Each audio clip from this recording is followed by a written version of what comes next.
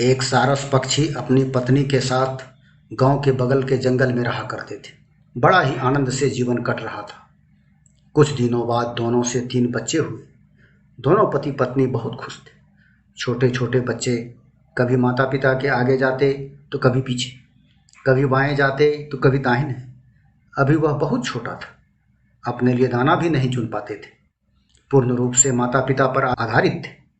भूख लगती तो कभी माता तो कभी पिता की तरफ देखते। बीच बीच में 1-2 दाना वे बच्चों के मुख में डाल देते। जीवन बड़े ही अच्छे ढंग से कट रहा था। एक दिन सारस और उनकी पत्नी अपने बच्चे के साथ आराम कर रहे थे। इसी बीच एक शिकारी की नज़र उस सारस पक्षी पर पड़ गई। वह अपने धनुष पर तीर चढ़ाया और सारस पर निशाना लगा दिया। यह दृश्य सारस की पत्नी ने देख लिया। वह समझ गई कि शिकारी अब सारस की जान ले लेगा। जैसे ही शिकारी तीर चलाया, सारस की पत्नी सारस के आगे आ गया। तीर आकर सारस की पत्नी को लग गई और सारस की पत्नी अपनी जान देकर सारस को बचा लिया। शिकारी सारस की पत्नी को लेकर चला गया। अब तो सारस अकेले पड़ गया। इस पर तो मानो पहाड़ टूटकर गिर गया। एक अपनी जिंदगी और साथ में 3 छोटे छोटे बच्चे, बच्चे की सुरक्षा और उसका भरण पोषण। सारस थोड़ी देर के लिए अधैर्य तो हुआ, लेकिन फिर हिम्मत जुटाया। तीनों बच्चे के जीवन का सवाल था। एक दिन अपने तीनों बच्चे को लेकर सारस उस गांव वाली जंगल को छोड़कर एक दूसरी घने जंगल में चला गया। वहां वह एक ऊंचे पेड़ पर अपना और अपने बच्चे का आश्रय स्थल बनाया। पहले तो वह चारा लाने दूर दूर चला जाता था, लेकिन अब वह अगल बगल में ही चारा खोज कर लाता था, क्योंकि बच्चे पर भी नजर रखना पड़ता था। धीरे धीरे बड़े हो गए। अब बच्चे उड़ने लगे।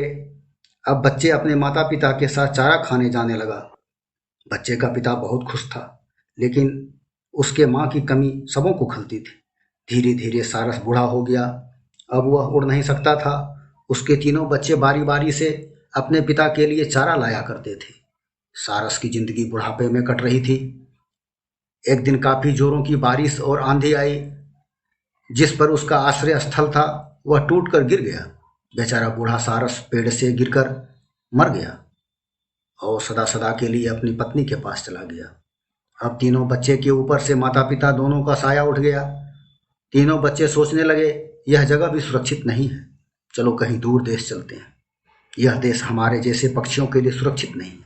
छोटा सारस बोला, चलो चीन चलते हैं। बड़ा बोला, चीन भी सुरक्षित नहीं है, क्योंकि वहाँ के लोग सांप, बिच्छू, कुत्ता, चमगादड़ सभी को खा जाते हैं। हम लोग तो सुंदर हैं, कोमल हैं, हमें तो बिना पकाए ही खा जाएंगे। दूसरा सारस बोला, चलो ऑस्ट्रेलिया चलते हैं। बड़ा सारस बोला, हमारा हालांकि पूर्वज वहीं से आया है, लेकिन एक समस्या है, वहाँ सालों भर खाना नहीं मिलता है, इसीलिए हमारे पूर्वज साल में कुछ महीने यहाँ आ जाते थे। फिर कहाँ चलें भैया? दोनों छोटे सारस ने बोला। बड़ा सारस बोला, पिताजी बोलते थे अमेरिका का राष्ट्रपति बहुत ही अच्छा आदमी है। एक बार एक सड़क बनने के क्रम में गांव वाले ने एक पुल तोड़ने से रोक दिया था। जानते हो क्यों? उस पुल के नीचे एक घोंसला में पक्षी के छोटे छोटे बच्चे थे। ये बात जब राष्ट्रपति को मालूम हुआ तो वे तब तक के लिए पुल तोड़ने पर रोक लगा दिए, जब तक बच्चे बड़े होकर उड़ नहीं गए।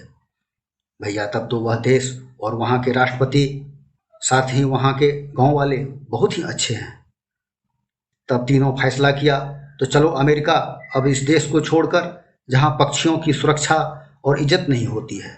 फिर तीनों वहाँ से उड़ गए नीले गगन की ओर। कुछ ही देर में वे बहुत दूर निकल गए।